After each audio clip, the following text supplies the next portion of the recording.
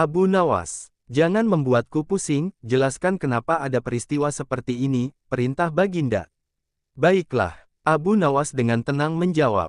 Baginda, beberapa hari yang lalu, ada seorang pemuda Mesir datang ke negeri Baghdad ini untuk berdagang, sambil membawa harta yang banyak sekali. Pada suatu malam, ia bermimpi kawin dengan anak Tuan Kadi, dengan mahar atau mas kawin sekian banyak. Ini hanya mimpi Baginda. Tetapi Tuan Kadi yang mendengar kabar itu langsung mendatangi si pemuda Mesir dan meminta mahar anaknya. Tentu saja pemuda Mesir itu tak mau membayar mahar hanya karena mimpi.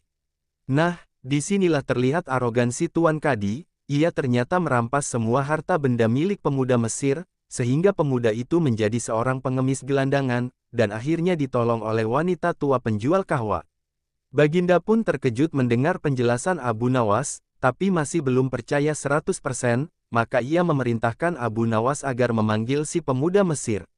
Pemuda Mesir itu memang sengaja disuruh Abu Nawas menunggu di depan istana, jadi mudah saja bagi Abu Nawas memanggil pemuda itu ke hadapan Baginda. Berkata Baginda Raja, "Hai anak Mesir, ceritakanlah awal mula dirimu datang ke negeri ini." Ternyata cerita pemuda Mesir itu sama dengan cerita Abu Nawas. Bahkan pemuda itu juga membawa saksi, yaitu Pak Tua pemilik tempat kos dia menginap.